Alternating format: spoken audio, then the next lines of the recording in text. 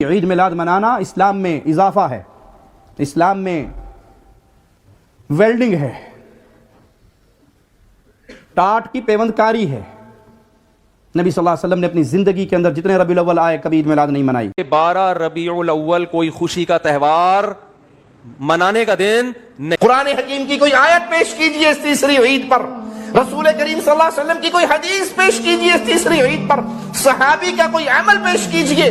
کہ آپ نے اس دن یہ صحابہ نے یہ عمل کیا اور آپ خاموش رہے، جلوس نکلے اور آپ خاموش رہے۔ مستدرک للحاکم جلد 1 صفحہ نمبر 603 کے اندر ایک حدیث پاک ہے جس میں حضرت ابو ہریرہ رضی اللہ تعالیٰ عنہ فرماتے ہیں کہ میں نے رسول اکرم صلی اللہ علیہ وسلم کو یہ فرماتے ہوئے سنا، یوم الجمعۃ عید، یعنی جمعہ کا دن عید ہے۔ اور یہیں تک نہیں بلکہ جمعہ ایک ایسی عید ہے جس عید کو حضور اکرم صلی اللہ علیہ وسلم نے عید الاضحیٰ اور عید الفطر سے بھی افضل بتایا۔ حدیث پاک میں ہے، ان یوم الجمعۃ سید الایام واعظمها عند اللہ وهو اعظم عند اللہ من یوم الاضحیٰ و یوم الفطر، یعنی حضور اکرم صلی اللہ علیہ وسلم یہ فرما رہے ہیں کہ جمعہ کا دن تمام دنوں کا سردار ہے اور اللہ کی بارگاہ میں سب سے زیادہ معزز ہے، اور اللہ تبارک و تعالی کی بارگاہ میں عید الاضحیٰ اور عید الفطر کے دن سے بھی زیادہ معزز ہے۔ یہ حدیث پاک مشکات المصابیح باب الجمعہ اور سنن ابن ماجہ حدیث نمبر 1084، اور اس کے علاوہ یہ حدیث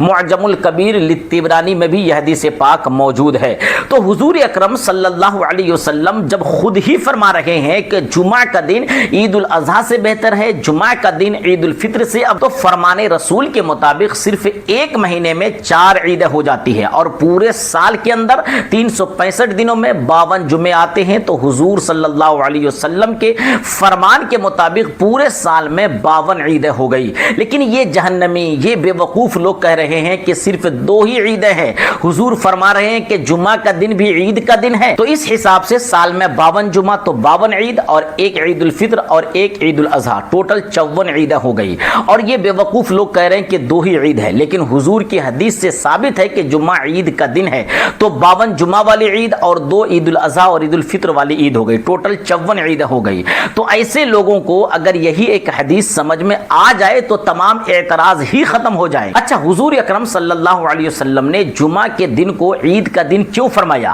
اگر آپ اس حدیث کو آگے کی طرف دیکھیں گے تو اس میں لکھا ہوا ہے کہ حضور اکرم صلی اللہ علیہ وسلم جمعہ کے دن کو عید کا دن اس لیے کہہ رہے ہیں کہ اس دن حضرت آدم علیہ السلام پیدا ہوئے اور اسی دن حضرت آدم علیہ السلام کی وفات ہوئی۔ تو جس دن حضرت آدم علیہ السلام کی پیدائش ہو تو وہ عید کا دن ہو سکتا ہے۔ تو اب ان بے وقوفوں سے پوچھیں کہ اگر آدم علیہ السلام کے پیدا ہونے والے دن کو عید کا دن قرار دیا جا سکتا ہے، جمعہ کا دن عید کا دن ہمارے لیے ہو سکتا ہے، تو پھر نبیوں کے امام جس دن پیدا ہوئے تو وہ دن عید کا دن کیوں نہیں ہو سکتا ہے؟ تو اس حدیث مبارکہ سے پتا چلا کہ جس دن نبی کونین اس دنیا میں تشریف لائے وہ عید کا دن ہے، اس میں کوئی شک کی بات نہیں ہے۔ اچھا، ایک دن حضرت عمر فاروق رضی اللہ تعالی عنہ کی بارگاہ میں ایک یہودی آیا اور کہنے لگا کہ آپ کے قرآن پاک میں ایک آیت، اگر وہ آیت ہمیں مل جاتی تو ہم عید مناتے۔ تو اس پر حضرت عمر فاروق رضی اللہ تعالی عنہ نے فرمایا کہ ہمیں پتا ہے کہ وہ کون سی آیت ہے،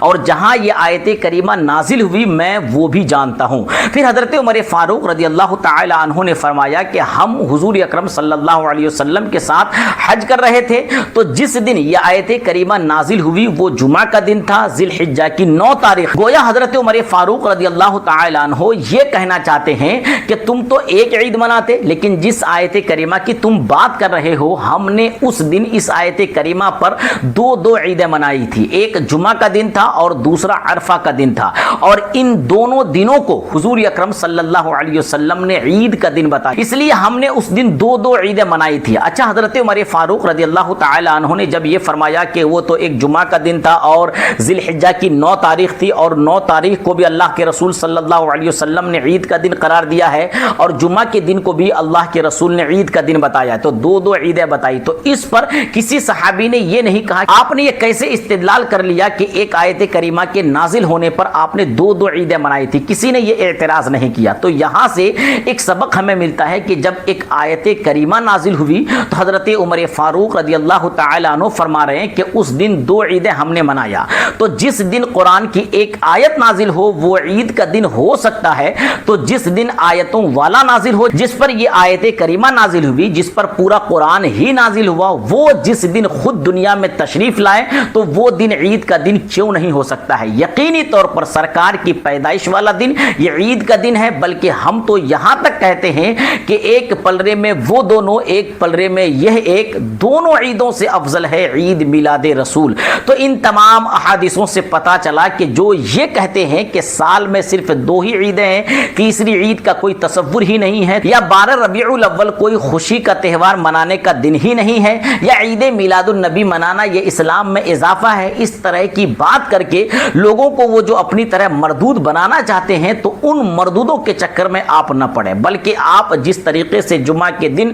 خوشی کا اظہار کرتے ہیں اور اللہ کے رسول صلی اللہ علیہ وسلم کی باتوں پر عمل کرتے ہوئے اسے ہفتوں کی عید کہتے ہیں، اسی طریقے سے آپ عید میلاد النبی صلی اللہ علیہ وسلم کے موقع پر سرکار کی ولادت کی خوشی منائیں، اپنے بچوں کو بھی اس کی تعلیم دیں، گاؤں والوں کو بتائیں، محلے والوں کو بتائیں، تمام رشتہ داروں کو بتائیں کہ جس دن نبی کونین دنیا میں تشریف لائے وہ تمام عیدوں سے افضل ہے، عید الفطر سے بہتر ہے، عید الاضحیٰ سے افضل ہے، جمعہ والی جو عید ہے اس سے بہتر ہے، کیونکہ اس پر قرآن کریم کی آیت بھی موجود ہے، احادیث بھی موجود ہے۔ ہاں، جو لوگ آنکھیں ہونے کے باوجود صحیح چیز وہ دیکھ نہیں سکتے، جو لوگ کان ہونے کے باوجود صحیح چیز کو سن نہیں سکتے، تو اس کا علاج اس دنیا میں نہیں ہے، بلکہ اس کا علاج مرنے کے بعد جہنم میں ہی ہے۔ تو اب جہنمی لوگوں کو سمجھایا نہیں جا سکتا، بس آپ اتنا سمجھ لیں کہ جس دن حضور اکرم صلی اللہ علیہ وسلم پیدا ہوئے وہ عید کا دن ہے، اور ہمارے آباء و اجداد بھی مناتے تھے، ہم بھی مناتے ہیں، اور قیامت تک انشاءاللہ